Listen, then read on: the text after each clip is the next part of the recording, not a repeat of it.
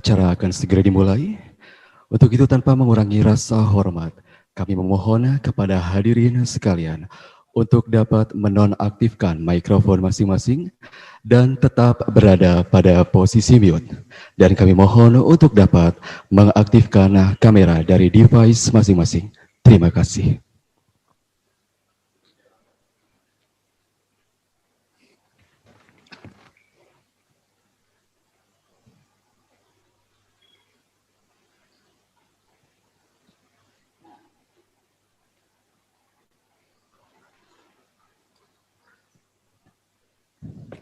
The second International Conference on Progressive Education, Faculty of Teacher Training and Education, University of Lampung 2020 is about to begin. Assalamualaikum warahmatullahi wabarakatuh. Waalaikumsalam. A very good morning to you, ladies and gentlemen. Tapi pun. Ya pun. Yang terhormat, Wakil Gubernur Provinsi Lampung, yang pada kesempatan kali ini diwakilkan oleh Kepala Badan Penelitian dan Pengembangan Daerah Provinsi Lampung. Yang kami hormati, Kepala Dinas Pendidikan Provinsi Lampung. Yang kami hormati, Kepala Dinas Pariwisata Provinsi Lampung. Yang kami hormati, Rektor dan para Wakil Rektor di lingkungan Universitas Lampung. Your Excellency, all the keynote speakers. Yang kami hormati, para Ketua Lembaga, Kepala Biro, dan Ketua Unit di lingkungan Universitas Lampung. Yang kami hormati, Direktur Pasca Sarjana Universitas Lampung. Yang kami hormati, para dekan di lingkungan Universitas Lampung. Yang kami hormati, para wakil dekan, kabak, dan para ketua jurusan di lingkungan Fakultas Keguruan dan Ilmu Pendidikan Universitas Lampung. The Honorable, all guests, organizing committee, and participants. Once again, you are most welcome.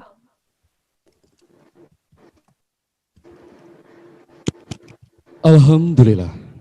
Alhamdulillahirabbil alamin. Nahmaduhu wa nasta'inuhu wa nastaghfiruh wa na'udzubillahi min sururi anfusina wa min sayyiati a'malina. May yahdihillahu fala mudhillalah wa may yudlilhu fala hadiyalah. Asyhadu an la ilaha illallah wa asyhadu anna Muhammadar Rasulullah. Puji dan syukur senantiasa kita panjatkan atas kehadirat Allah Subhanahu wa taala karena berkat limpahan rahmat dan karunia-Nya di hari yang berbahagia ini, Sabtu 17 Oktober 2020, kita semua dapat berkumpul dan hadir di ruang virtual ini dalam keadaan sehat walafiat. Salawat serta salam senantiasa kita sanjung agungkan pada junjungan kita, Nabi Muhammad Sallallahu Alaihi Wasallam. Semoga kita yang hadir di ruang virtual ini mendapatkan syafaat beliau di yaumil akhir kelak. Amin. Ladies and gentlemen, welcome to the second International Conference on Progressive Education, Faculty of Teacher Training and Education, University of Lampung 2020, with a theme of Exploring the New Era of Education. Please give a round of applause for this morning event.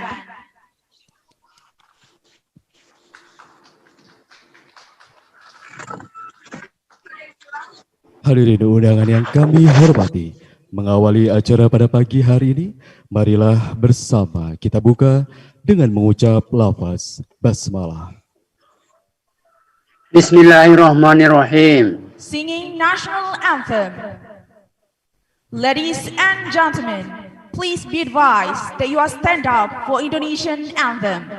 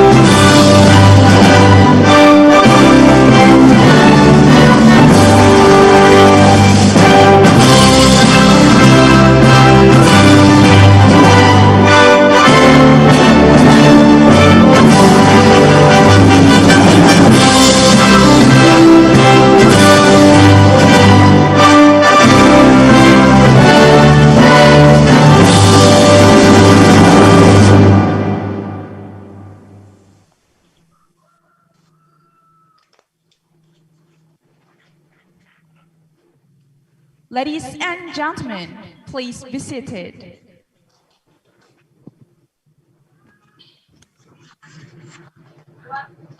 Hadirin undangan yang kami hormati, demi memohon rahmat dan berkah untuk kelancaran acara pada pagi hari ini, mohon berkenan kepada Bapak Ujang Effendi MPDI untuk mengimami doa pada pagi hari ini. Kepada yang kami hormati, Bapak Ujang Effendi MPDI, kami persilakan.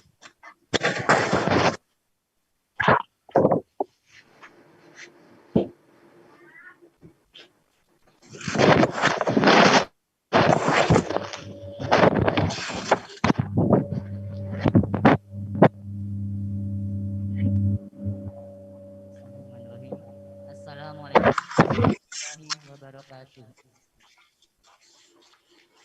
Bapak Ibu hadirin sekalian yang saya hormati, marilah kita menundukkan hati dan kepala sejenak, seraya berdoa kepada Allah Subhanahu wa taala agar konferensi internasional yang sedang kita laksanakan harga bagi kita semua serta mendapatkan keridhaan dari Allah Subhanahu wa taala. Saya akan memimpin doa ini berdasarkan ajaran Islam, dan bagi Bapak Ibu yang memiliki keyakinan lain, disilakan berdoa sesuai dengan keyakinannya masing-masing.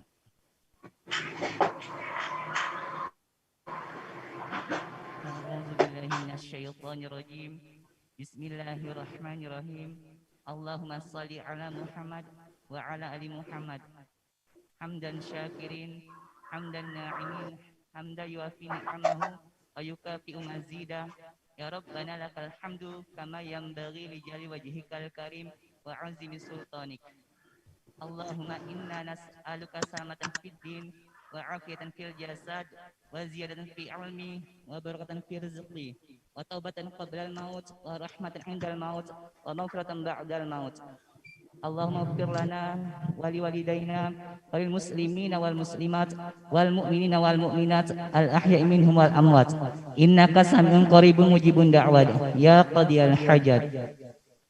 Ya Allah, pada hari ini melalui pertemuan virtual ini kita berkumpul di sini untuk mengadakan the second international conference on progressive education tahun 2020 dengan tema Exploring the New Era of Education.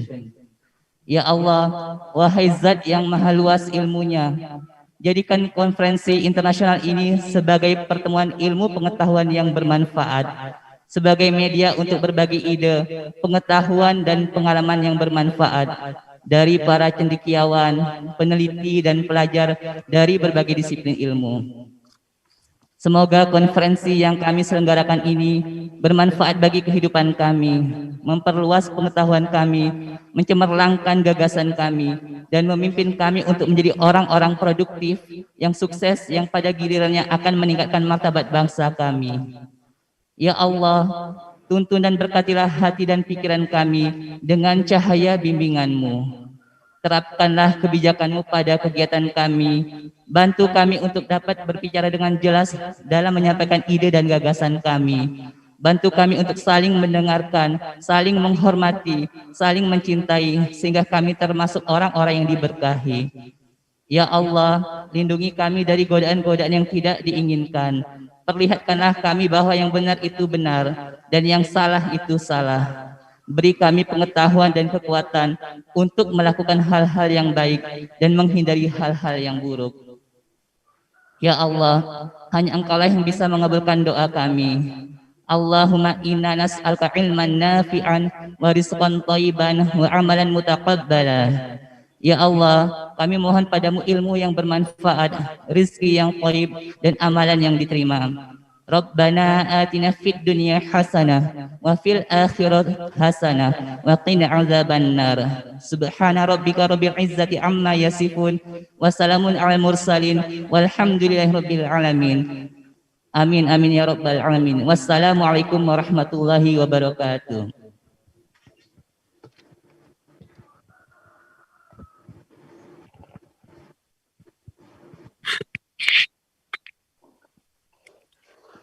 Terima kasih kami haturkan kepada Bapak Dr. Doni Andra MSc yang telah mewakili Bapak Ujang Effendi MPDI untuk mengimami doa pada pagi hari ini.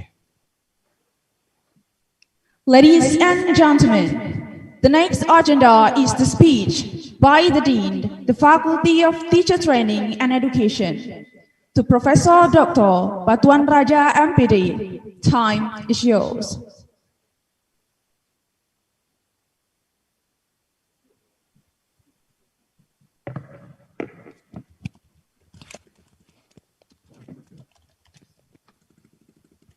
Bismillahirrahmanirrahim. Assalamualaikum warahmatullahi wabarakatuh. The Honorable Professor Suharso, Vice Rector of Planning, Cooperation and Information and Communication Technology of Lampung University. The Honorable Husnunia Halim, Philosophical Doctor, the Deputy Governor of Lampung, our distinguished guests, deans of faculties of Lampung University, Director of Postgraduate Program, Lampung University, Head of Education and Culture Office, Lampung Province, or the representative, Head of Tourism Office, Lampung Province, or the representative, Head of the Institute for Research and Community Services, Lampung University, or the representative, Head of the Institute for Educational Development and Quality Assurance, Lampung University, or the representative.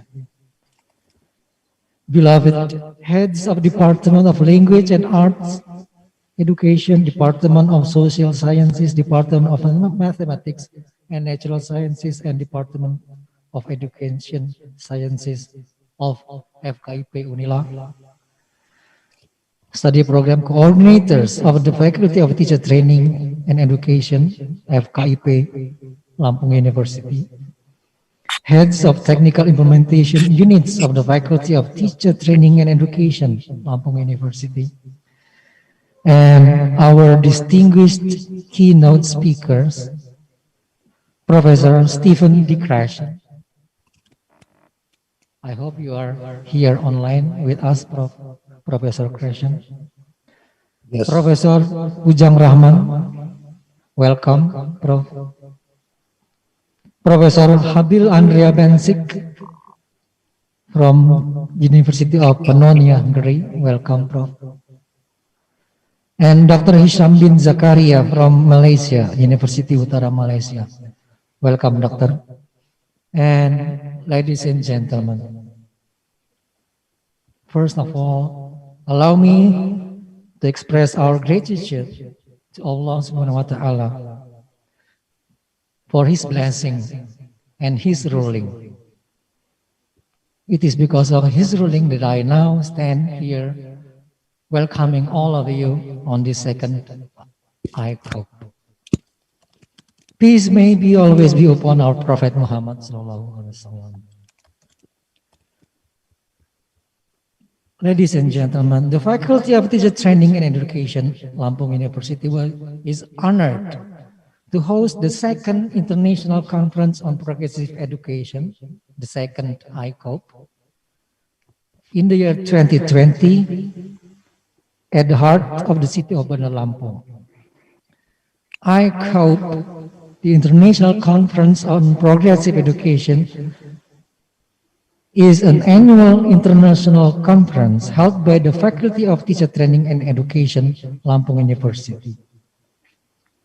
This is the second ICOP. The first ICOP was held last year on October 26 and 27, 2019, also in the Bandar Lampung.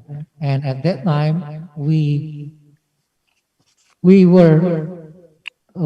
had 4 keynote speakers from the Germany, Singapore, the Philippines, and Indonesia. Last year's topic was education in the era of Industrial Revolution 4.0. Ladies and gentlemen, the second ICOP 2020 is an invitation to discuss various topics related to our conference theme, exploring the new era of education, such as science education, social and humanities education, assessment and evaluation. However, due to COVID-19 pandemic, we are sorry we have no other alternatives but implement a model of a totally online organized event via Zoom. Last year, we had it offline. Ladies and gentlemen, I'm glad to inform you that there will be 4 keynote speakers with us today. The first is Professor Stephen Dickerson from the University of Southern California. The second, Professor Dr. Bujang Rahman from Lampung University.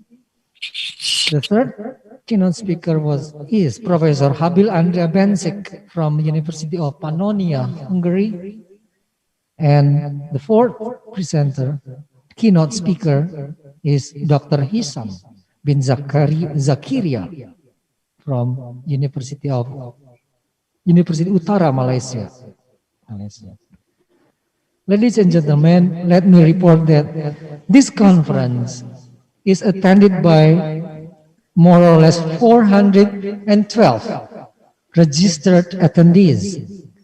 97 of them are from University of Lampung. So the rest, about 315 attendees are from other institutions outside Lampung. Among them, a total of 17 is from outside of Indonesia. We received a total of 313 abstracts. Most of them were accepted. Some were rejected, I have to say. We also received a total of 211 full papers and 178 were accepted. Actually, we would like to be more accommodative about this, but time is not on our side. We have a very tight schedule and papers were taking time, so we have to make some decision. We are sorry for that. So the presented, selected, and accepted papers will be published in various publication outlets in both internationally recognized journals and proceedings, as well as in SINTA indexed journal. Ladies and gentlemen, the conference events represent the efforts of many individuals.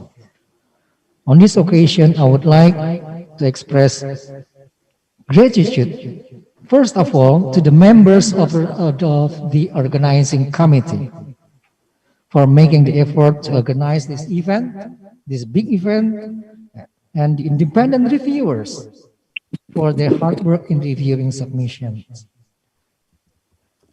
Special thanks go to invited keynote speakers who will be sharing their insights with us today. And most of all, this conference would not be possible without the excellent papers contributed by others. We thank all of you for your contributions and participation in the second ICOP 2020. We hope that this conference will further stimulate research on education-related issues on today's advancements of digital era. We feel honored to serve the best recent scientific knowledge and development in the field of education. In addition, we also hope that the publications will furnish scholars from all over the world with excellent sources. We have been trying our best. However, we would like to offer our sincere apology if there are some weaknesses here and there. We hope we will be able to hold better international conferences in the future. We do hope that everyone will enjoy our time together today. And we look forward to seeing you next year. Thank you. Assalamualaikum warahmatullahi wabarakatuh.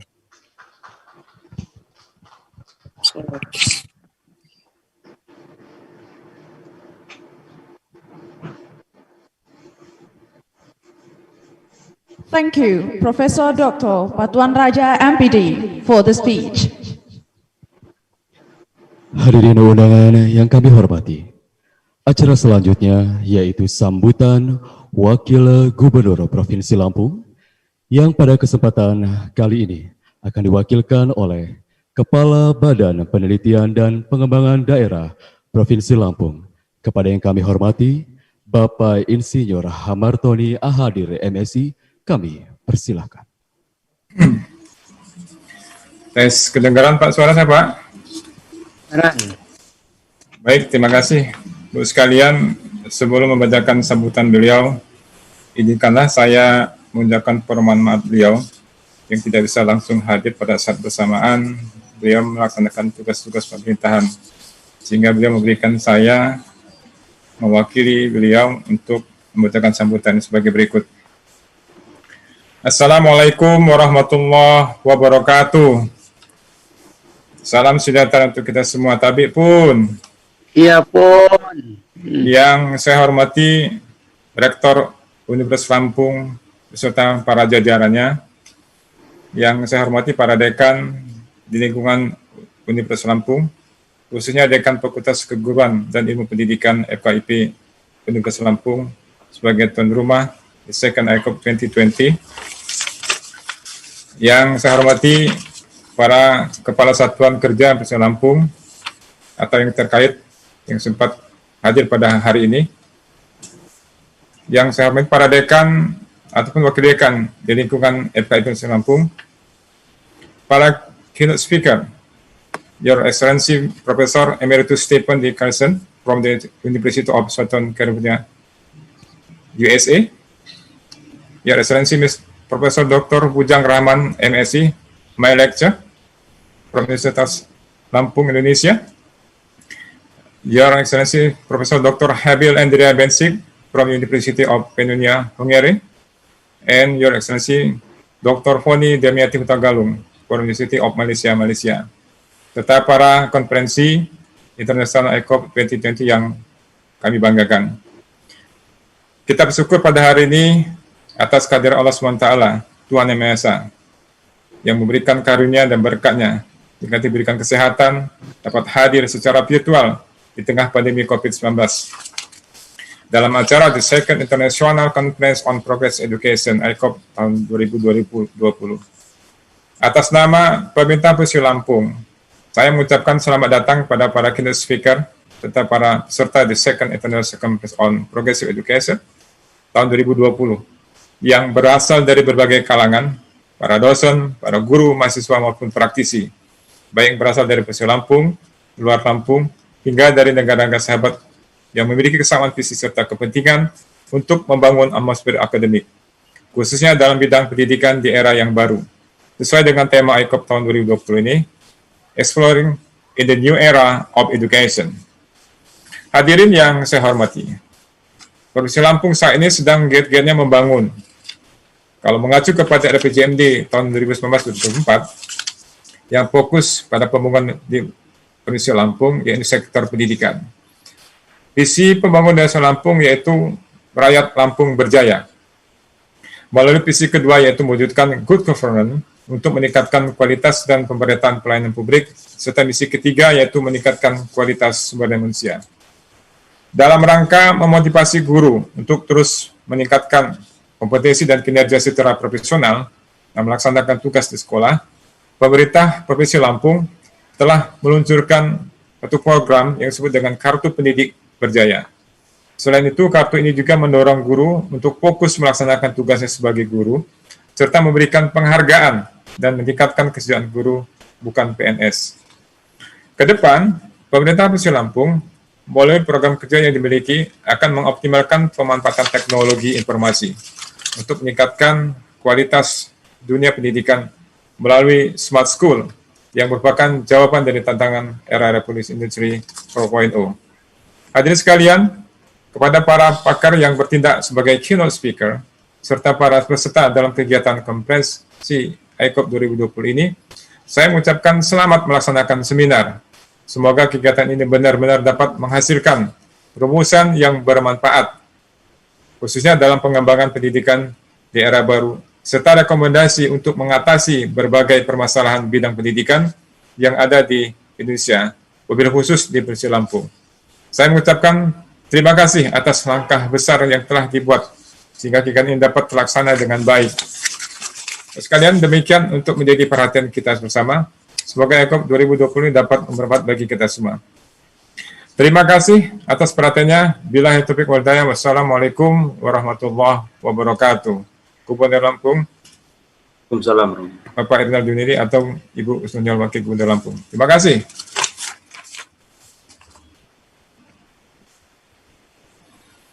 Terima kasih kami haturkan kepada Bapak Insinyur Hamartoni Ahadir MSI, selaku Kepala Badan Penelitian dan Pengembangan Daerah Provinsi Lampung yang telah menyampaikan sambutan perwakilan dari Wakil Gubernur Provinsi Lampung. Ladies and gentlemen, the next agenda is the speech by Vice Rector for Planning, Cooperation, Technology and Communication, University of Lampung, and will also open the second International Conference on Progressive Education officially. To Professor Suharso, PhD, time is yours. Thank you very much. Is the voice clear? Yes. Okay. Assalamualaikum warahmatullahi wabarakatuh. Waalaikumsalam warahmatullahi Peace be wabarakatuh. upon us all. Tabi pun. Iya pun. The Honorable Husnuddin Halim, PhD, Deputy Governor of Lampung, represented by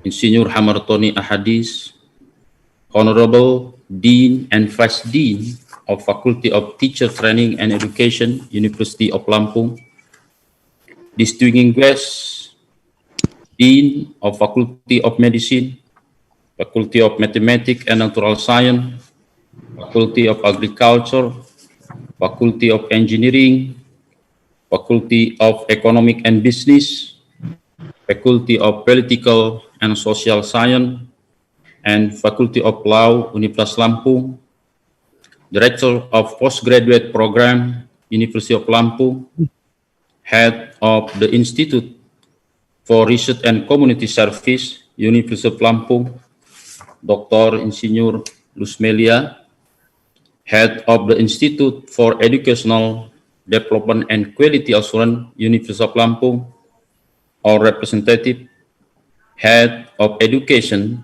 and Culture Office, Lampung Province, or the representative, Head of Tourism Office, Lampung Province, of the Head of Department Language and Art Education, Department of Social Science Education, Department of Mathematics and Natural Science, and Department of Education Science. Study Program Coordinator of the Faculty of Teacher Training and Education, University of Lampung, Head of Technical Implementation Unit of the Faculty of Teacher Training, University of Lampung, distinguished keynote speaker, Professor Emeritus Stephen D. Crescent from the University of Southern California, USA, Professor Dr. Bujang Rahman, former Dean, Faculty of Education Training and Education, University of Lampung, and former Vice Rector of Academic Affairs, Professor Dr. Habil Andre Bensik from University of Pannonia, Hungary, Dr. Hisham bin Zakaria from University Utara Malaysia, ladies and gentlemen, it is my great pleasure to welcome all of you to the Second International Conference on Progressive Education 2020, hosted online by Universitas Lampung. We are so grateful to Faculty of Teacher Training and Education, Universitas Lampung, here in the city of Bandar Lampung, Lampung Province, Indonesia, for the tremendous support they have provided as host and the conference organizing committee. Particularly the conference chair and co-chairs, whose members have put much effort into ensuring the success of the day-to-day operation of the conference. Let me say how pleased I am to see such a large number of participants here from all over Indonesia, from Aceh to Papua, and from our neighboring countries such as Singapore, Thailand, and Malaysia. This high level of interest truly reflects the importance of this event. Exploring the new era education is the conference we should expect critically challenge ahead in fully realizing the spirit of the theme during the COVID-19 crisis. As we know that the COVID-19 is not just about a public health crisis. It is a crisis that has an impact on every sector. Education is one of them. Therefore, online education or online learning through full inclusion or technology is the inevitable consequence of this situation. Ladies and gentlemen, the international conference, the ICOP 2020, it is in alignment with the objective of Universitas Lampung during this COVID-19 crisis. We are committed to providing education through online learning over the internet. And here today, in this online forum, I believe that the transfer of educational information, research finding, and educational technology related issue to support the sustainability of education is now ongoing. In this scientific meeting, the participant will have the chance to interact with keynote speaker during plenary session and with other researchers or experts in the field of education during parallel session. Ladies and gentlemen, I believe you will have a stimulating and interesting conference today. Please take this opportunity to interact with each other to fullest in this online environment and exchange your experience and create ideas for a better future. I wish you every success with this conference. Finally, without further ado, let us start with Basmalah. Bismillahirrahmanirrahim. In the name of God, the most merciful, the most beneficent. And now, the Second International Conference on Progressive Education 2020 has officially begun. Thank you very much. Wassalamualaikum warahmatullahi wabarakatuh.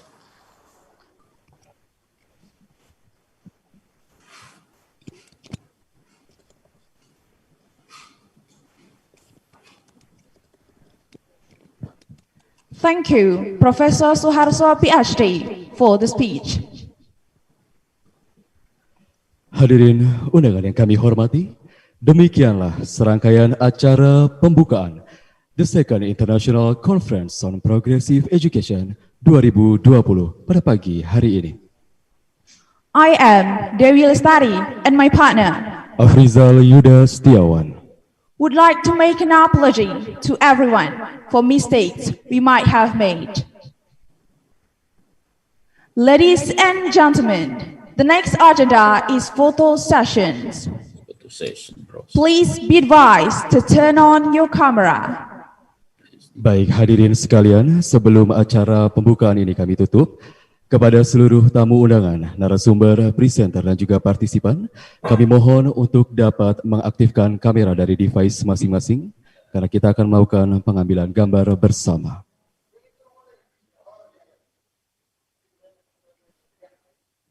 Sekali lagi, tanpa mengurangi rasa hormat kepada seluruh hadirin sekalian, mohon untuk dapat mengaktifkan kamera dari device masing-masing.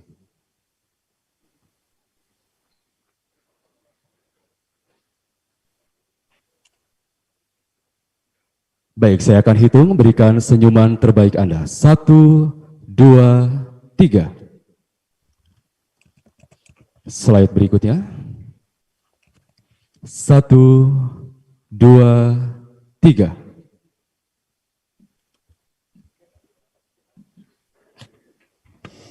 Slide berikutnya.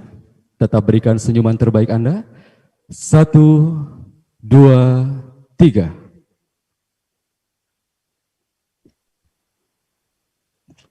Slide berikutnya. 1, 2, 3.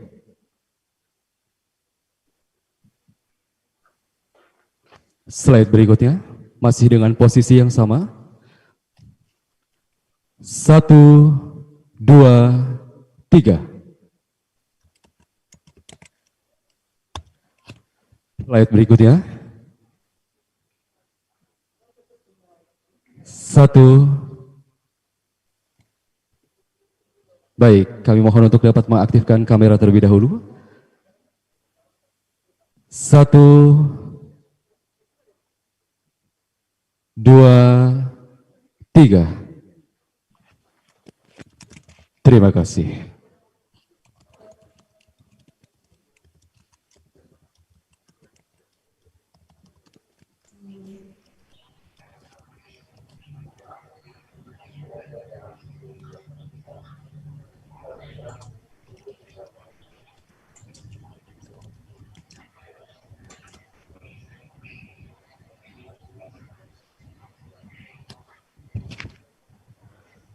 Baik, hadirin tamu undangan, seluruh peserta dan juga presenter yang kami hormati, marilah kita tutup acara pembukaan pada pagi hari ini dengan mengucap lafaz hamdalah.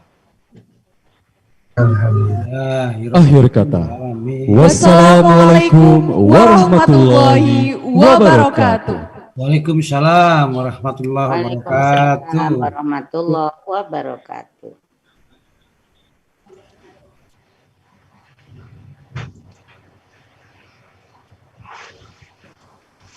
The first presentation will be delivered by Professor Emeritus D. Crescent, followed by Professor Dr. Bujang Rahman, MSI.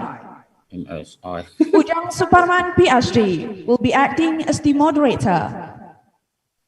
Yuk, pamit Pak Dekan ya. Pak Martoni izin duluan. Ada pelantikan. Ujang Suparman, PhD, is acting as Associate Professor. He finished his bachelor degree in English department of IKIP Bandung in 1984. Having his master degree of applied linguistics in Monash University, Melbourne, Australia in 1995. And finished his doctoral degree of applied linguistics in 2003 from La Trobe University, Melbourne, Australia. For Ujang Suparman, PhD, time is yours.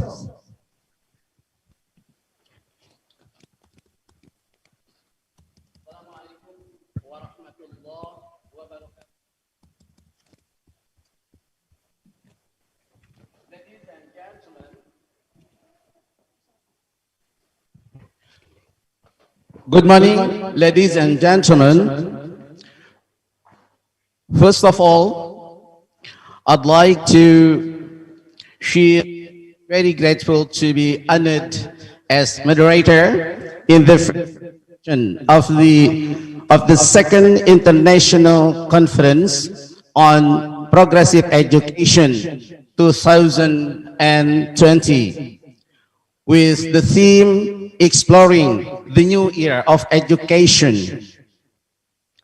Ladies and gentlemen, in the first session, we have very great presenters, two great presenters.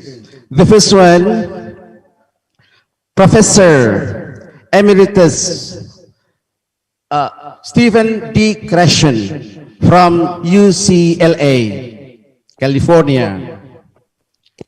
He's a very famous professor on applied linguistics. In fact, I'm one of his students, and some of his books and also article was used, including in Lampung University. And all the students of English department also use his theory. One of them is on input hypothesis, and also second language acquisition.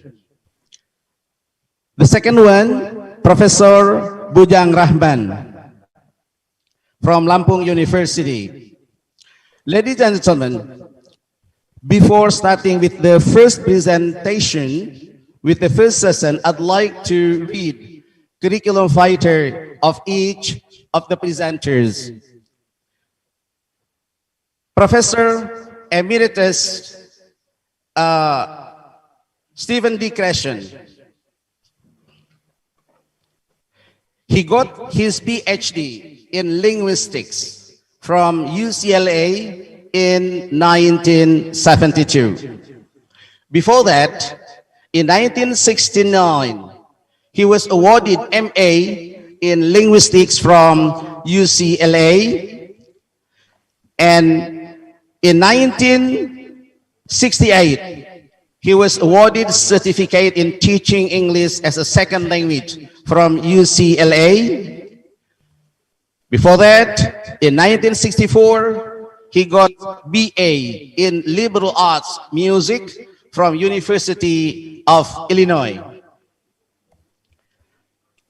Concerning with his employment, in 2003, he was awarded Professor Emeritus of Education from USC. In 2002, he was awarded a Professor of Education by USC. In 1994, he was awarded Professor of Linguistics by USC. And in 1981, he was Associate Professor of Linguistics in the University of Southern California, acting chair from 1979 up to 1980. In 1975, he was Assistant Professor of Linguistics and Director of English Language Institutes and ESL programs, Queen College, New York.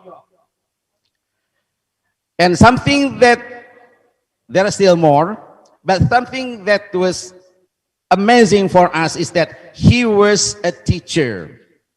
Yeah, he was a teacher, eight English in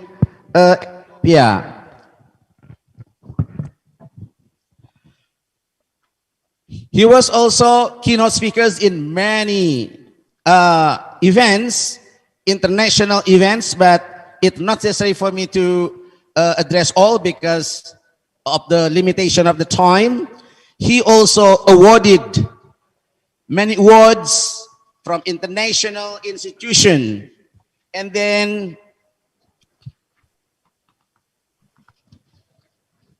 he also published many publications, and based on my observation, there are more than 40 pages of his publication. He is very productive. Ladies and gentlemen, now we come to the second presenter. I'm going to read their curriculum vitae first, so that after that we are going to continue with the presentation.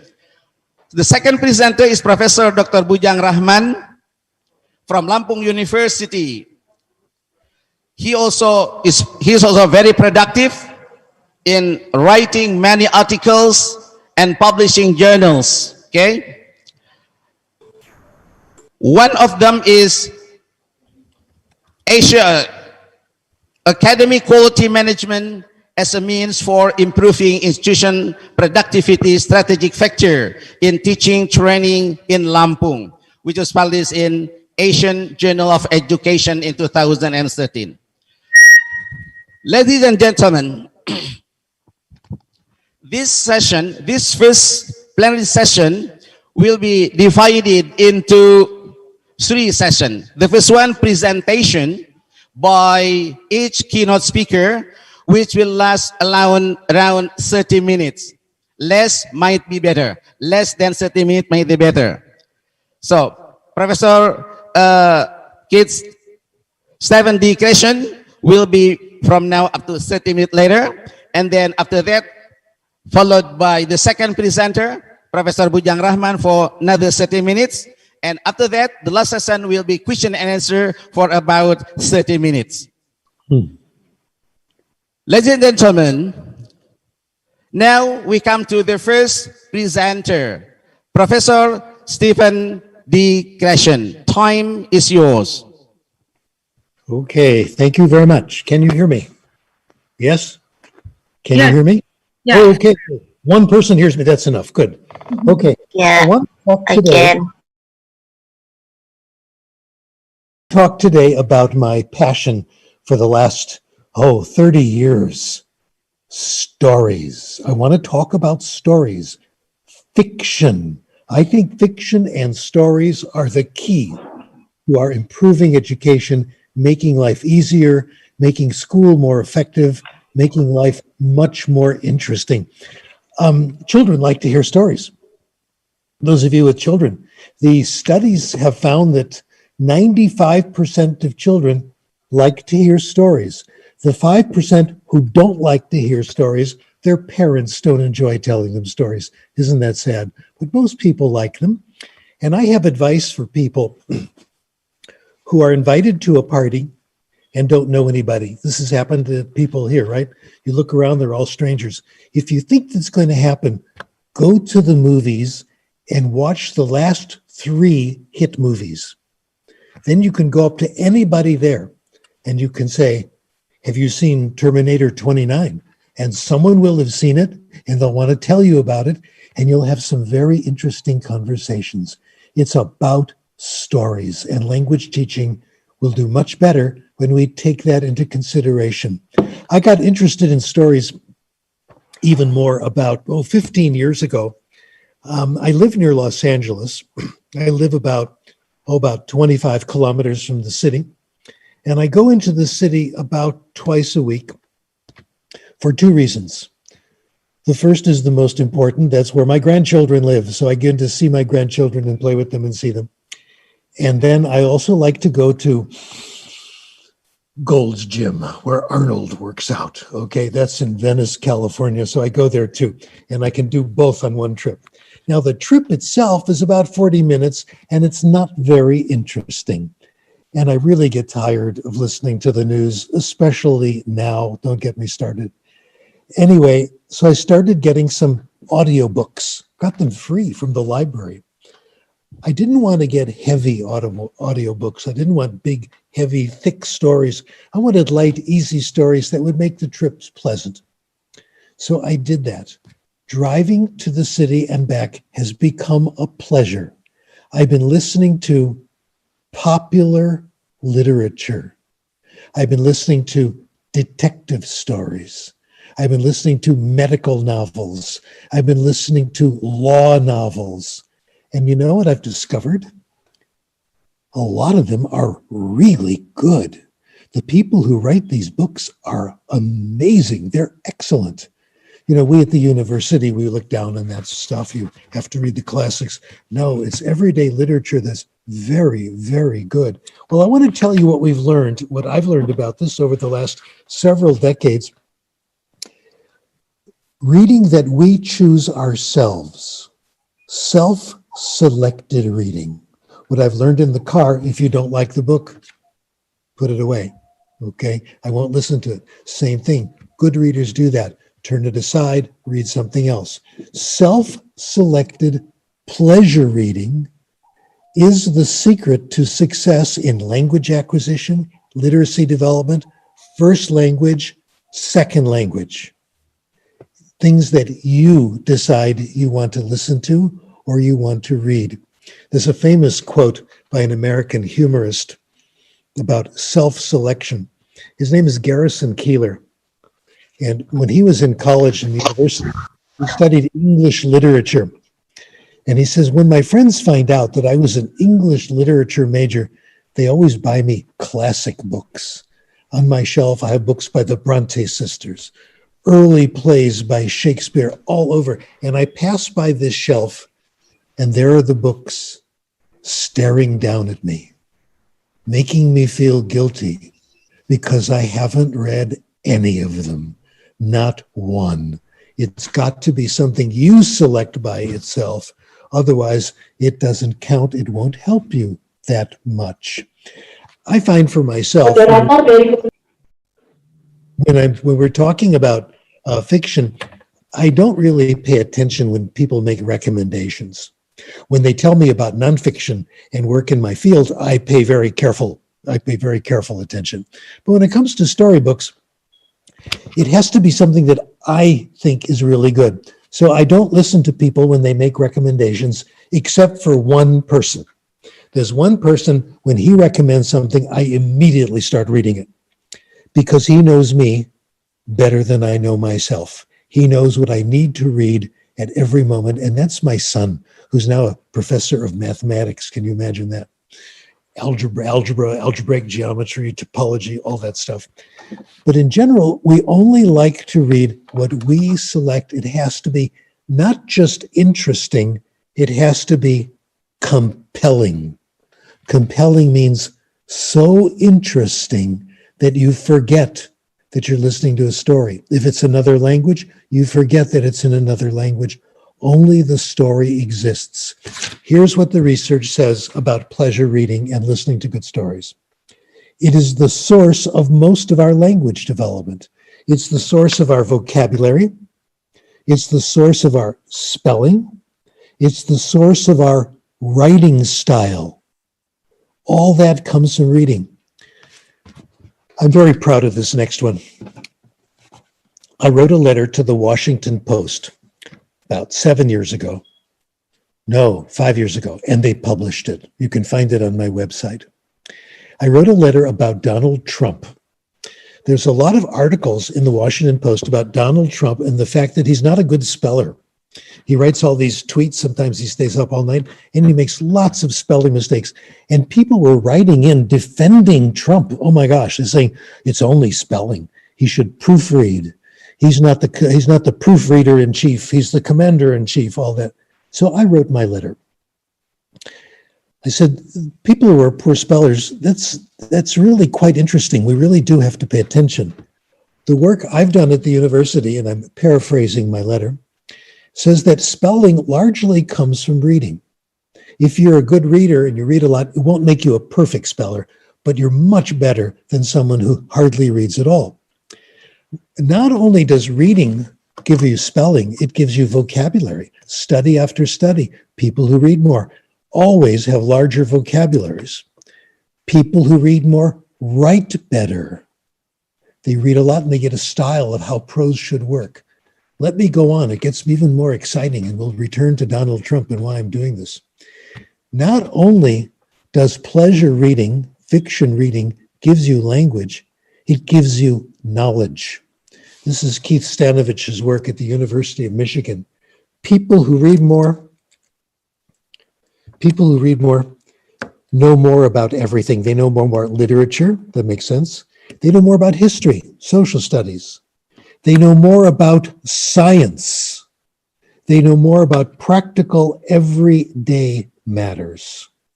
It also develops what they call habits of mind. I found this in a major article in Scientific American, which I read right away and found the rest of the literature on this. Reading fiction helps you develop empathy for others, makes you understand others better. Terry Gross, a famous radio star here in the United States, says, when you read fiction, you're learning to be someone else. You're learning to see the world through their eyes. You become the protagonist.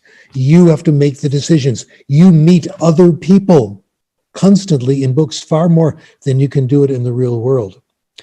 It also tells you, reading fiction, that simple solutions don't work very well. The world is very, very complicated. I just finally read Murder on the Orient Express. Oh my goodness, talk about complicated. The characters in there have very complicated lives, and you learn all about them, what their motivations are, what they're doing, etc. So I wrote a letter, and I said, Mr. Trump's spelling means there's a serious problem. Because he not only has trouble spelling, he has trouble with vocabulary, he has trouble writing, he certainly doesn't know much about geography, he doesn't know much about history. He was in Israel a couple of years ago, and he was on his way to the airport, and he said, well, I'm in Israel, now I'm on my way to the Middle East. Where do you think you are? You know, it's this kind of mistake all the time. He doesn't know the name of leaders of other countries. He doesn't breathe. And he certainly loves simple solutions. The wall that he's building between the United States and Mexico, which is a crazy idea, waste of money, time. He's full of ideas like this, and his ideas of what we should do about the coronavirus. Oh my goodness. Well, I am performing my duty, by the way, as a patriotic American citizen by criticizing the president. It was President Theodore Roosevelt who said, it is the citizen's obligation to criticize the president when he thinks the president is wrong. Not to do that is treasonous. So I am simply exercising my obligations as a citizen, and I feel much better. Thank you. Well, that's what reading does for you. It does all these things, habits of mind, language, etc. So what's the problem? The problem is access to books, especially with children of poverty. Wow. We keep thinking kids these days aren't reading. Everywhere I go, people say that. I wrote a review article on this, and I looked at the United States, and they were announcing that children don't like to read way back in 1905, then again in 1912, and then again in 1925. It's never been true. Children, young people do read. In fact, the studies I've done, they read just as much, if not more, than their parents and grandparents did, except for one group: children who grow up in poverty. Children who grow up in poverty have very little access to books. They have fewer books in the home. They go to schools with fewer books. The libraries are not as good. This is the problem, and it's a problem that I think is fairly easy to solve. Our major problem is, of course, poverty. Poverty means three things. It means no access to food, very little access to food. Susan Ohanian says that very well.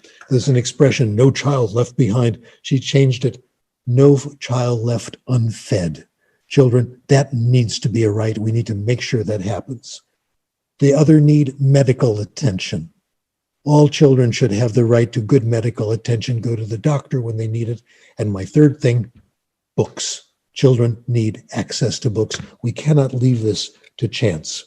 Let me tell you about a research study that I participated in a few years ago. And I think it's the most important study that I was ever involved with. I did it in collaboration with two of my former students. One is a professor in Taiwan, Sian Lee. She does brilliant work, in my opinion. The other is Jeff McQuillan, who is also a PhD, who is now independent. And I call him the most dangerous person in education because he keeps writing these brilliant articles, wanting to see if these myths about learning and life are true, and they're not. So he has a blog called Backseat Linguist, and I strongly recommend it. Anyway, I did that article with them, and here's what we found. We looked at the Pearls examination. You've heard of this. This is this big examination that's given to 10-year-old children, fourth graders, in like 40 different countries all over the world. We got the scores on Pearls. I've looked at scores in Pearls 2007, Pearls 2011, Pearls 2016. Whenever the exam is given, the newspapers go crazy. They want to know who won. France wants to know if they beat Germany. Italy wants to know if they beat France. All over the world. Korea wants to know if it beat China, etc. Alfie Kohn, who's a brilliant commenter on all this, says the scores on Pearls should be announced in the sports section of the newspaper, because that's really what it is. What the Pearls organization also did, though, they published the scores and they gave the children questionnaires. And we used the results of those questionnaires. That was C.N. Lee and Jeff McQuillan. And we used the results and did some statistical analysis, okay? Here's what we found. The biggest predictor of scores on a reading test given to 10-year-old children, the biggest predictor, without question, how much reading you have access to, the print environment, how much you read, how much print you have access to. Overwhelmingly, not even close. And the other research has confirmed this. Access to books, which means more reading, those are the big predictors, not if you study spelling and phonics and all that stuff. Wow. We also found that if the school had a good library, that the first time we did it nearly balanced the effect of poverty. Let me say this again. A good library came close to balancing, making up to the effect of poverty. Wow. The reason they don't read well is they don't have access to books. Give them books and they read a lot better. First time we did it, it nearly made up for it. Second time in 2011, it made up for 40% of the effect of poverty. 2016, it made up for 60% of the effects of poverty. It's a big, big help. Now, let me tell you what didn't work. The committee looked to see how much instruction in reading the children were getting. Hours of instruction. Now, when you say instruction in reading, that's nearly always vocabulary and phonics. You know, the alphabet, and how does that work? First time we did it, negative impact. Second time, zero impact. It didn't matter. What matters is books and libraries. They also asked students, and the third time they did this is 2016, the most recent. If the children could come to school in kindergarten and they knew a few letters of the alphabet and they could write their names, did they become better readers? No. It had absolutely no effect. In fact, it was mildly negative. Not phonics, not drills and exercises, not vocabulary study, not flashcards, stories and books. Listen to the teacher read books aloud, etc. I'll tell you what I think is the most outstanding study of this, and this was done with my colleague, Beniko Mason, works in Japan. She retired last year, she worked in a school in which she was responsible, in addition to her university research, she also gave a class in English as a foreign language for people who just wanted to take the class, and they would come from the community. Class consisted of two things. Number one, in class, reading in English, graded readers, the simple books. The second thing was, oh, I'm sorry, I got that mixed up. Let's rewind a little. In class, she told them stories. Classic stories that, in her words, have stood the test of time. Things like Grimm fairy tales, etc. At home, and in class, they did a little bit of reading, and at home, they read for pleasure from simplified readers, which, by the way, are getting better and better and better. So they're really getting interesting. I've been reading them in Spanish. I'll tell you about it if we have time. Anyway, the people in these classes ranged anywhere from people in their 20s. One man came, he was in his 70s. They also decided on their own what they wanted to read. Some help from the teacher in the beginning, but eventually self-selected. Here is her most, I think, spectacular result, and it has been replicated several times. The more they read, the better they did on standardized test. The test she gave them was the TOEIC test. Some of you have heard of this. She used the reading comprehension and the listening comprehension part. Her results. For every hour these students or young people read for pleasure books they liked, they gained 1/2 point on the TOEIC. Now, some of you know the TOEIC, know that it ranges from 250 all the way up to 1,000, okay? So if they read for 1 year, say 3 hours a day, they could go up 150 points on the TOEIC, which is a lot. You do that for 3 years, they can go all the way from the bottom level to just about the absolute highest level and get lots and lots of academic language. So this is big stuff. They weren't doing anything else. They weren't studying vocabulary. They weren't rewriting the stories, nothing like that. They were simply reading and having a good time. Which would you rather do?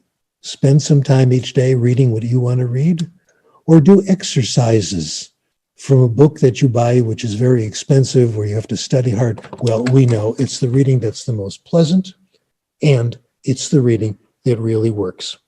Well, I've given you an idea of which group don't have the reading. Second language acquirers don't have all the reading either. I would look, if we're interested in English and I were in Indonesia, I would look at the bookstores to make sure they have good books in English that are interesting and comprehensible, that are affordable, and a lot of them should be made available for free. Countries are worried about English competence, etc. Make sure there's a lot of good books for them to read from their school library, from their local library, and make sure the books are affordable in bookstores. That's what I would do first. Now, we have a tradition in the United States in our bilingual programs of doing what's called heritage language. I know in this country, Indonesia, there are lots of other languages that children speak, and sometimes there are programs to help them. My colleague, Nishan Ashtari, looked at what was the situation in Farsi. Farsi spoken in Persia. There is a pretty extensive, hundreds of thousands of speakers just in the Los Angeles area, which is where she was. And she did a number of studies that came to the same conclusion.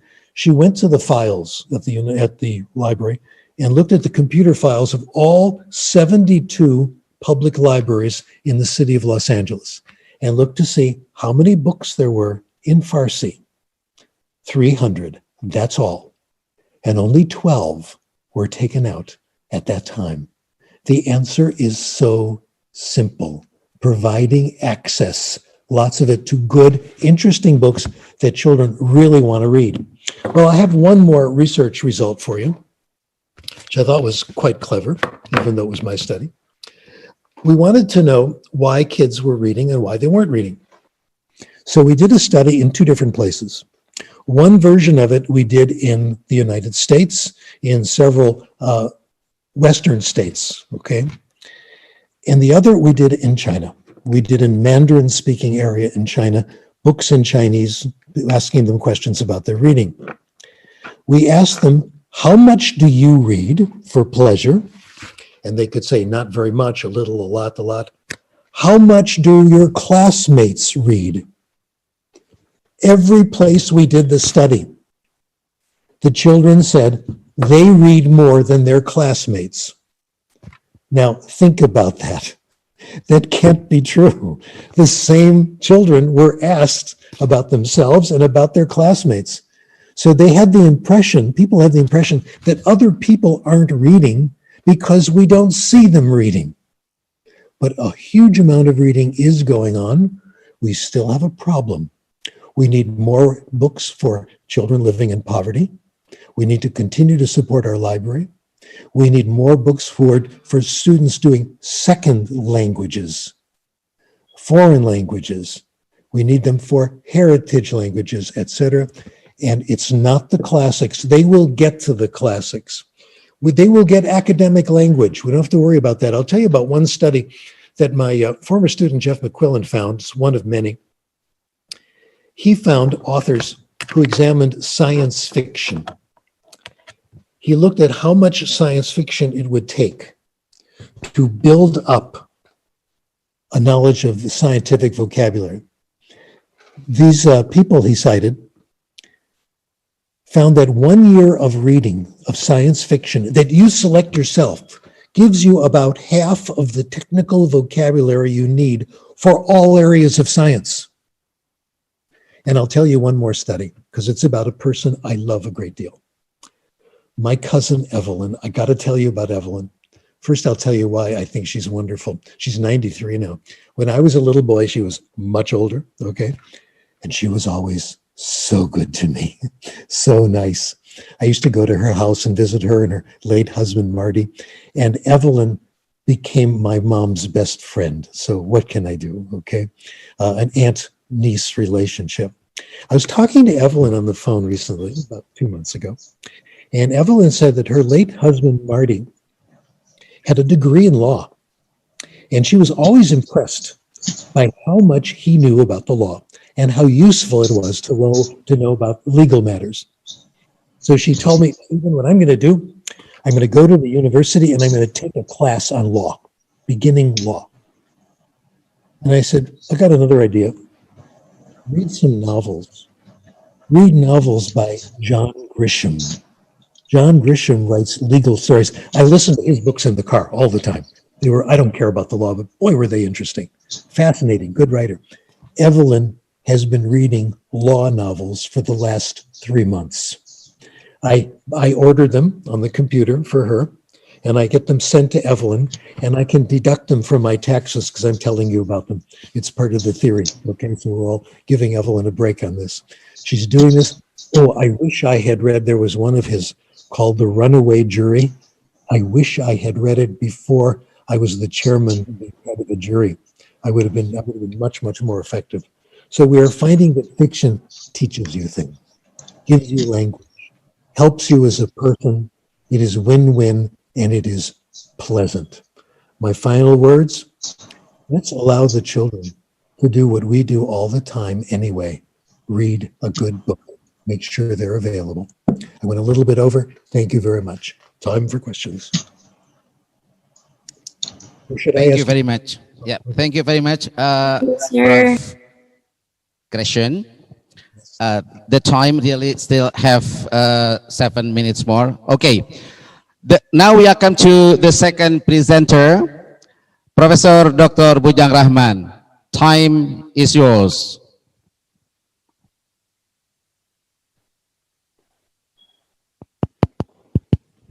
Tes.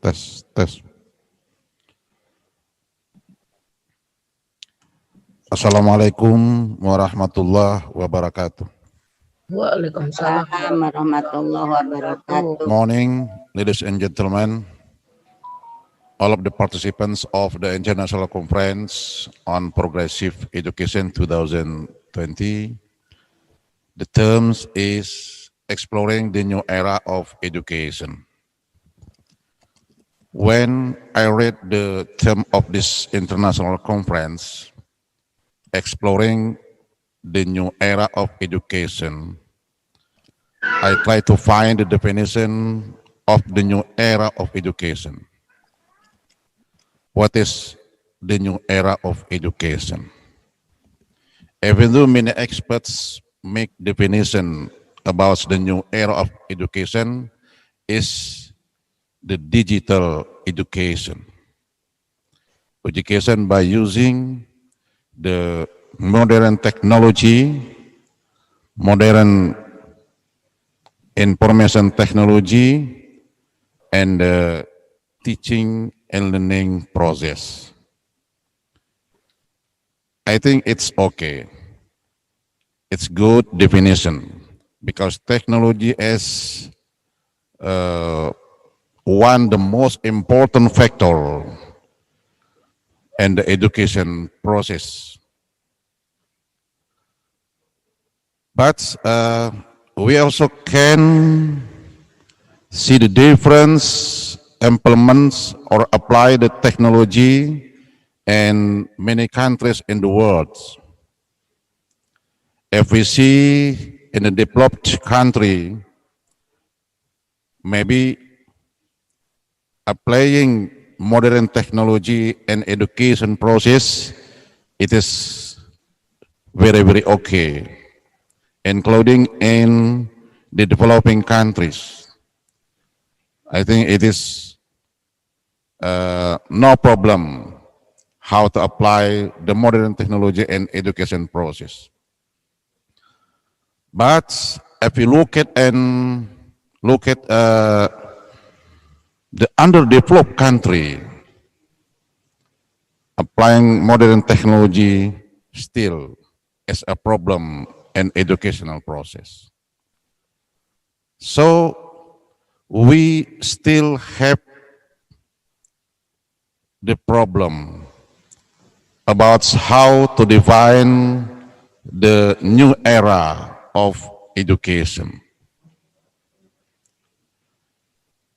Even if we analyze for the inner perspective, there are two terms about education: educating and teaching. Is there similar between education and teaching? Does the teacher teaching including educating?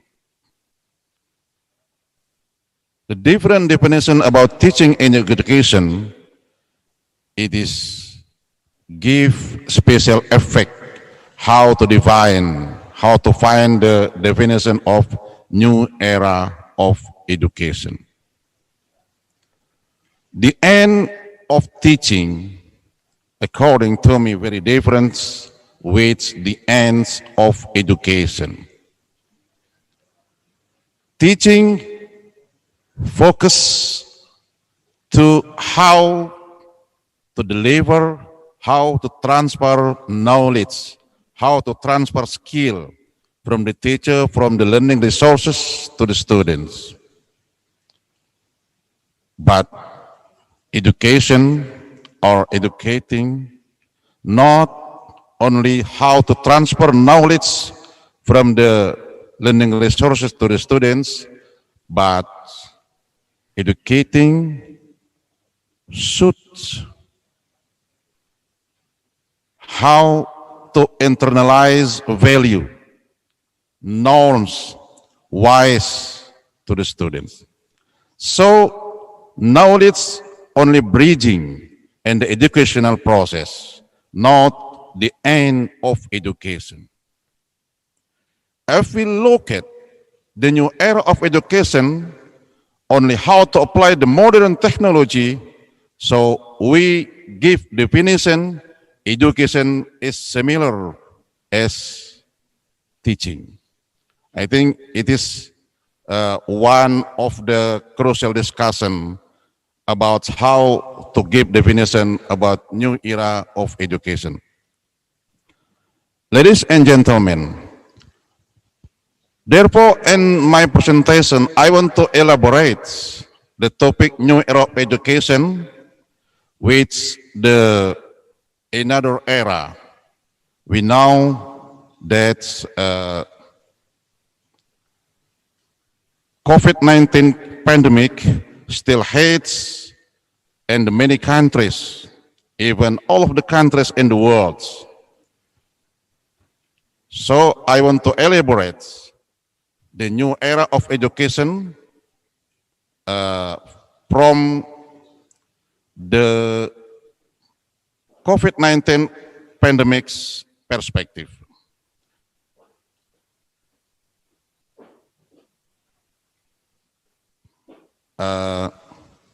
I want to show my presentation.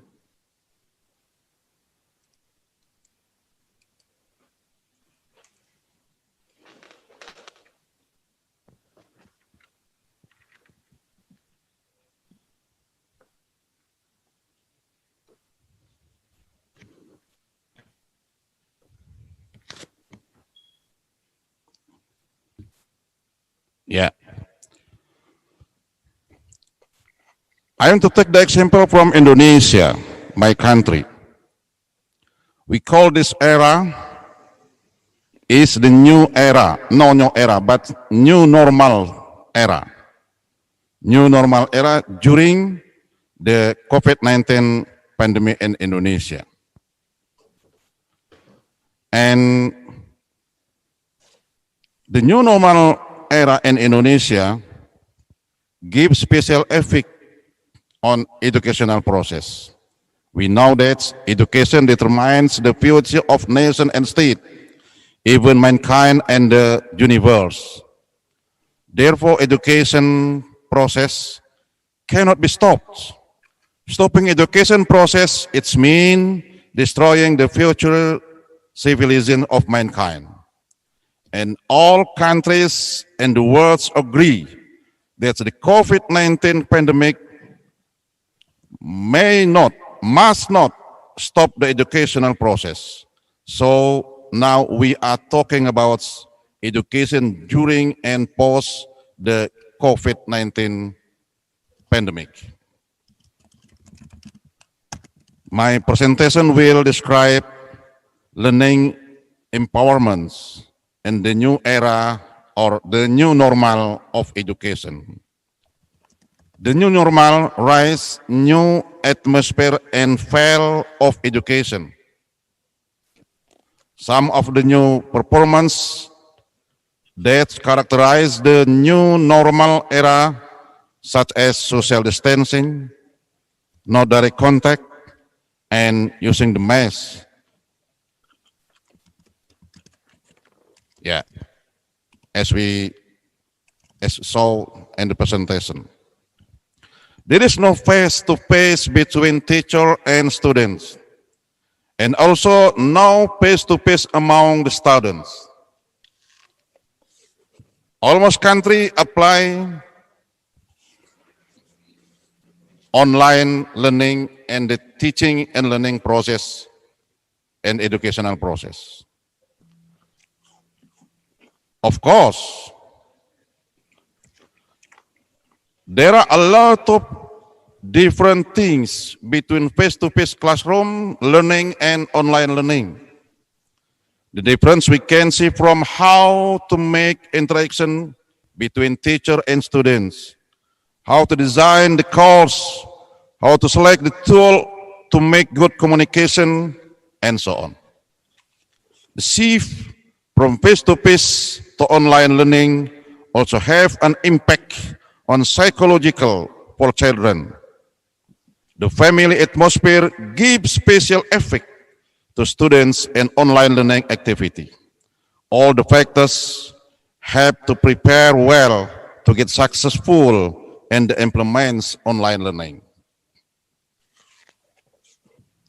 This is the data from UNESCO. Over the past 10 days, the numbers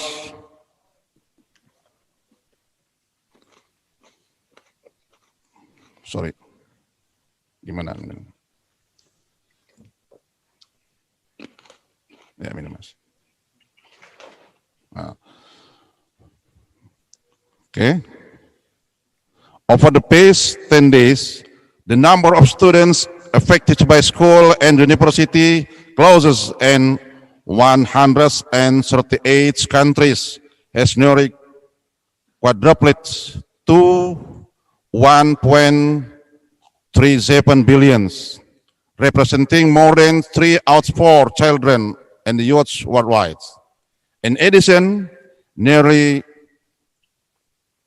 16.2 million teachers are no longer in the classroom. It is the fact in the words. And the data back on March 2020.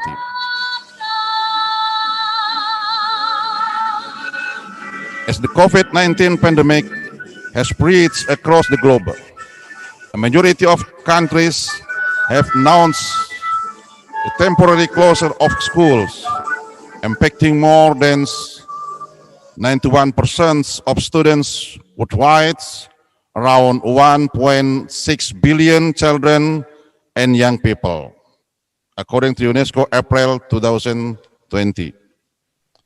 This is the special data. Still, according to the UNESCO, more than 3 million students are out of school in Rwanda, since the government's recommended school close to help prevent the spread of COVID-19. To keep children learning, the country has turned to one of the most accessible mediums, radio. Only radio, no handphone, no internet, and other. But which radio? It's the facts. So, new normal, raise new paradigm of education. New normal shift teaching and learning by face-to-face learning in classroom to shift to online learning. Okay. And the next, how to design a curriculum and the new normal era and the post-COVID-19 era. One thing I want to show that the new curriculum and the post-COVID by the online learning process, the teaching and learning, not how to teach well. So the most program is not how to improve the capacity, the competence of teacher, how to teach well. But the priority program is how do students learn? Because the student can learn not only at school, but student can learn everywhere. Student learn not when the teacher is teaching, but when the teacher invites students to learn. So the student is not as a subordinate from the teacher, but student is the partnership for teaching and learning process together between teacher and the students. So learning is not instructions by the teacher, but how to make learning is a necessity. So student will learn, will do the learning, not only by the instruction for the teacher, but every time, everywhere, student can learn what they meet the problem and their environments. So learning is not task, learning is not job, learning is a necessity. How to make, how to design our curriculum, our teaching and learning process to be learning is not instruction by the teacher, but learning is the necessity for students. Okay. And the next, in the new normal, we have to make the new habits in the communication or interaction as other. As I mentioned just now, the new normal, we make communication and the social distancing and using the mask, and we cannot direct contact. It is one of the characterize the new normal during and post COVID-19 pandemic. But we have to know, we have to understand that not every student is happy, enjoy during learning at home. They really want to hang out with their friends. They really want to play with their friends. But actually, they are both stay at home all the time. So, how to make good communication? how to make good interaction, and the online process, it is one thing and very important we have to design, we have to create. Online education may not spirit it among the student each other, but online communication always must make the good interaction each students and all of the process teaching and learning. If we change to the school, in the normal situation, school is one of the best place for students to do learning, to learn. But in the new normal situation, and including in the new era of education, new digital era of education, school is a learning resources. How to make school not only place to learn for the students, but school has shift from the place to learn to a learning resources. School has to provide the tools how to make good communication between teacher and students and among the students, and school has to provide the appropriate content, appropriate course for teaching and learning for online learning activity. In the next, one variable we may not remember about social emotional learning. As I mentioned, that not all students happy, enjoy learning at home because they miss the friend, because they want to play with the friend, because they want to make something new with the friends. So, socio-emotional, very, very important factor and learning and teaching process by the online learning approach. Actually, the student both stay at home all the time. There are the psychological factors what we have to consider in the online learning activity. In some cases, for example, in Indonesia, online learning is applied by giving assignment to students. Teaching and learning apply by giving assignment to the students. We cannot imagine if there are 4 to 5 subjects every day and its teacher give assignments. How do students finish? How do students work at home? Because many tasks, many assignments, student has to finish every day. So it can make the students stress and depression. Therefore, the social emotional learning, it is the most important for the get the learning, online learning activity. And the last was one of the most important to get success in learning, online learning activity. It is the readiness of teacher on learning transition. For many countries, online learning is not yet a structured project. It is impromptu program to keep students learn during COVID-19 pandemic. So it can be understood that many countries are not ready to implement online learning. Not only students, but teacher, parents, even the school manager are not ready. In this case, teacher is influential party in the successful of the online learning, because teacher provides the content, strategy, and tools for online learning activity. So needed special program, special creation to improve teacher readiness on implementation of online learning.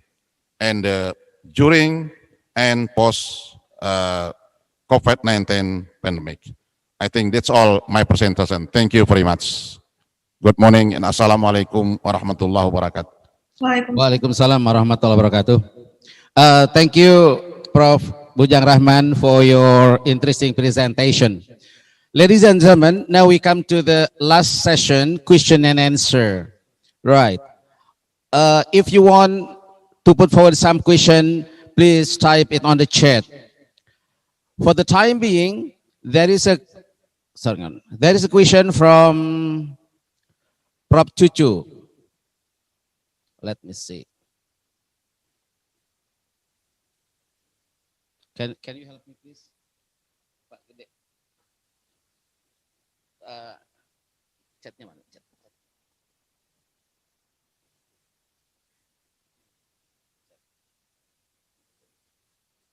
Okay, thank you.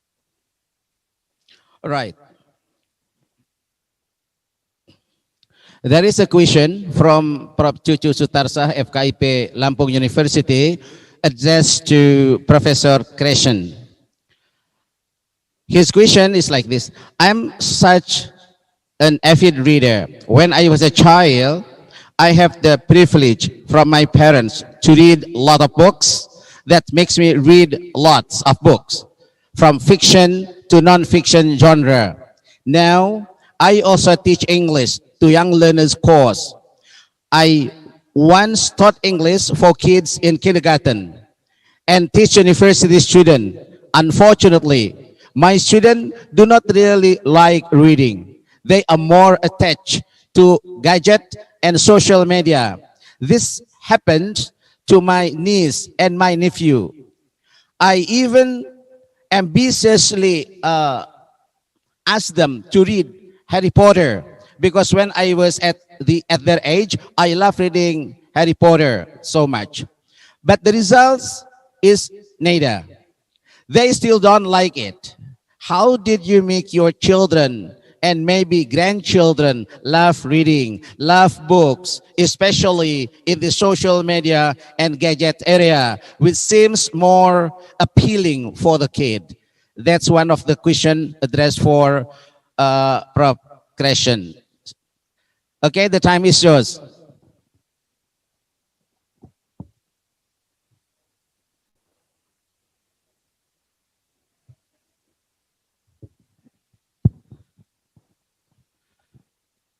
Prof. Crescent, please turn on your mic. We couldn't hear your voice. Okay, the answer is comic books, graphic novels. Let me repeat, comic books, graphic novels. Children who read more comics turn out to be readers, and they grow into reading books. And we never give up our habit of reading comics.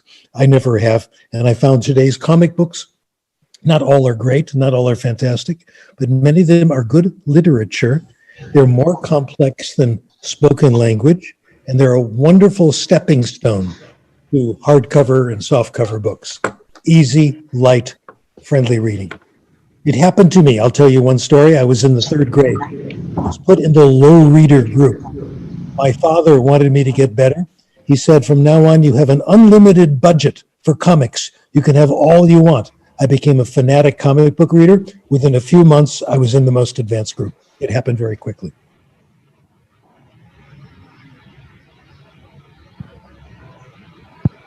That's the answer. Okay. Prof. Crescent, that's the first question. Really, that question from not from Cucu Starsa, but from Rafista Devianti. Now, the question from Prof. Cucu Sutarsa. Yeah.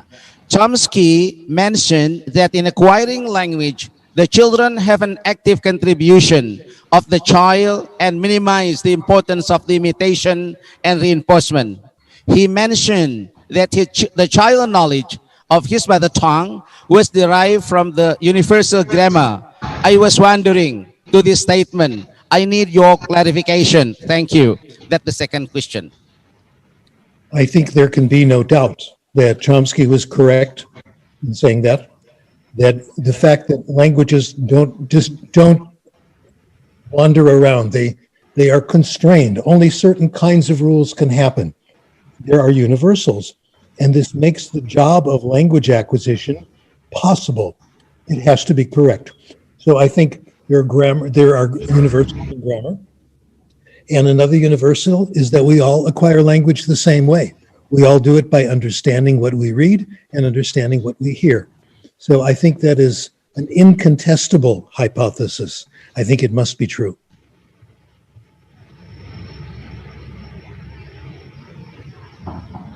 Thank you very much. Any other question, please? Okay, if you want to say, if you to ask Putu some question, just raise your hand. Yes, Prof. Yeah, all right. Please tell your name and your institution. Yeah, thank you very much for the time given to me. My name is Dr. Asnawi Muslim from Syekh Kuala University in Aceh. This is very happy for me to see Prof.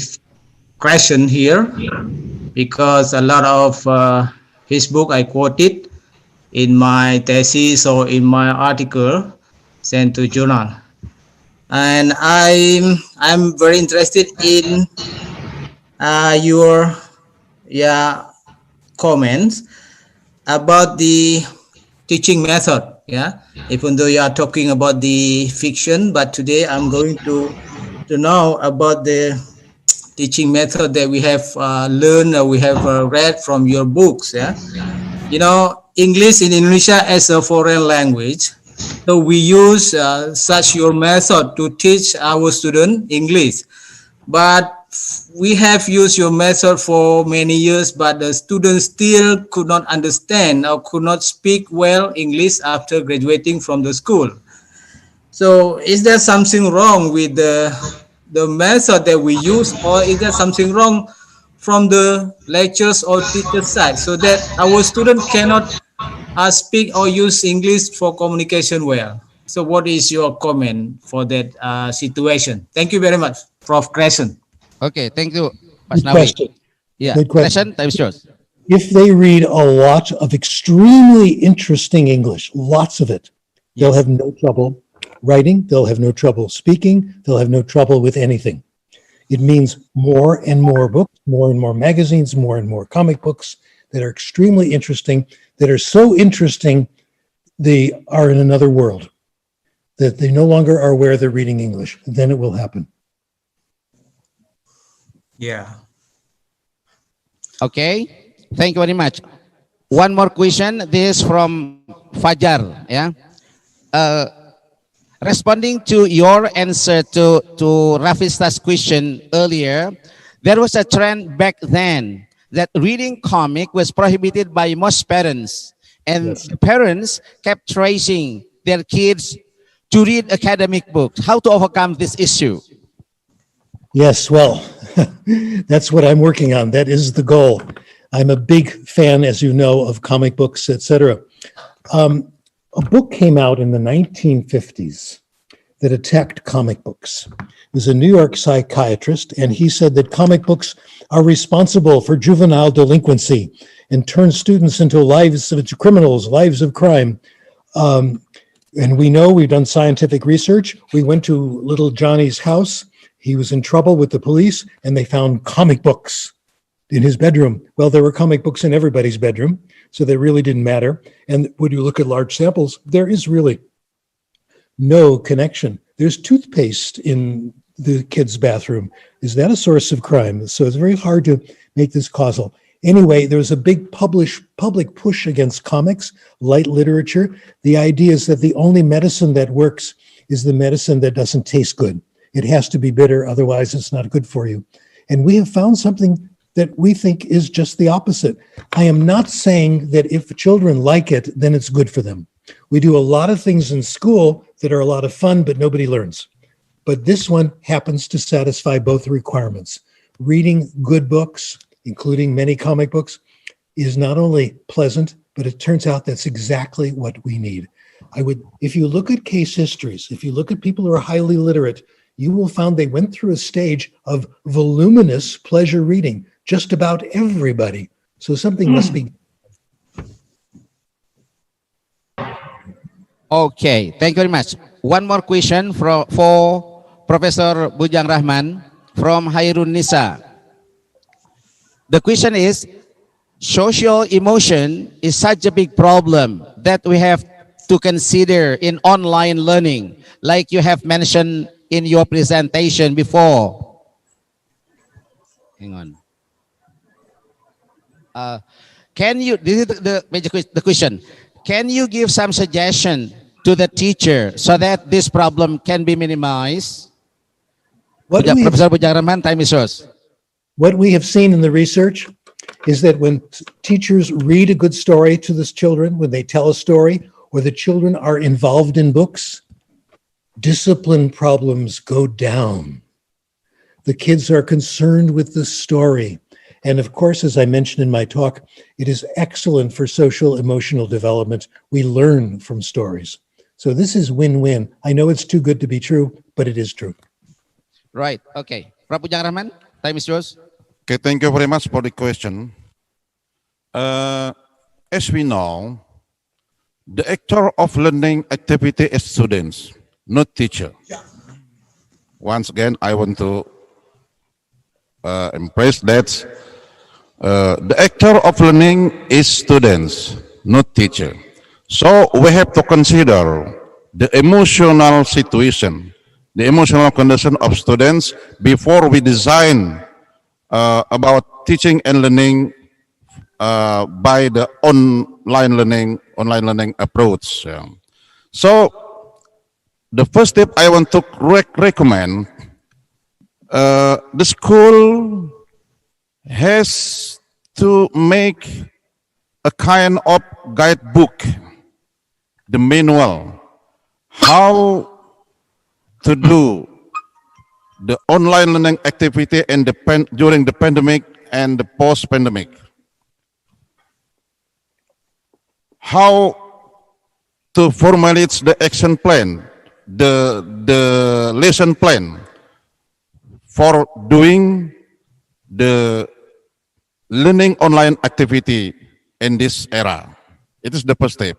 And the second step, make good communication between teacher, make good communication as teacher, because we cannot give the assignment for the students to the students if the assignment cannot be finished by the students in the appropriate time. So every teacher has to calculate his or her assignments can be finished by the students on the proper time or not. It's very important, because if we give the assignment to the students out of the time, it can make stress the students. And the third steps, how to design the teaching and learning process with the online learning activity, the enjoy learning. The assignment not only like homeworks, but the assignment can be the watching the video and then make common discussion between students, among the students, and between student to the teacher. So how to make learning is the enjoy process, enjoy activity in this era. Thank you very much. Thank you, Prof. Bujang Rahman, for your answer. Dear ladies and gentlemen, I believe that there are some questions put forward to both presenters. Unfortunately, the time limitation, which has to stop this session, right? Okay, thank you very much, Professor Stephen De Crescent, Professor Bujang Rahman, for your very interesting presentation. Okay, we hope that we can attend your presentation in another occasion. Thank you very much. Ladies and gentlemen, we are going to terminate this session. I say, Assalamualaikum warahmatullahi wabarakatuh. Waalaikumsalam warahmatullahi wabarakatuh.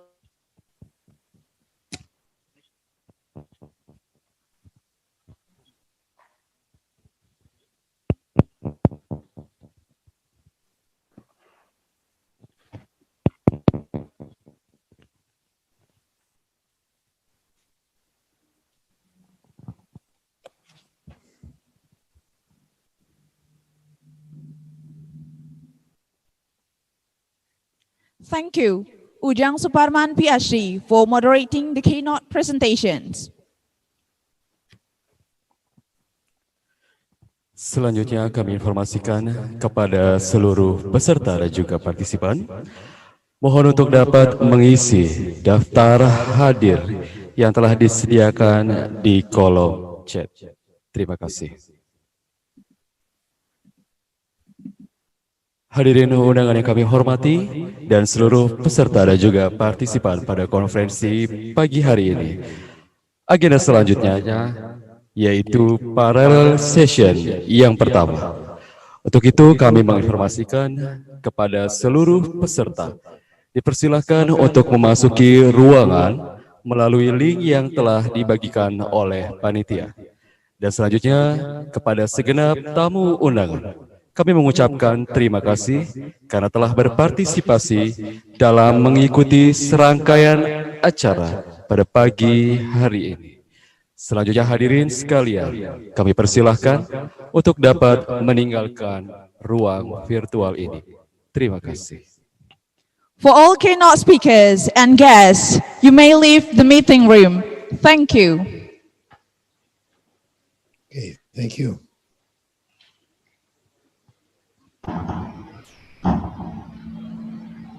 Selanjutnya gimana?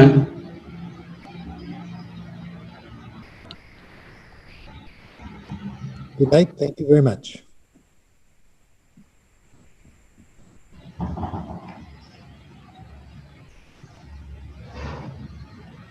Hmm.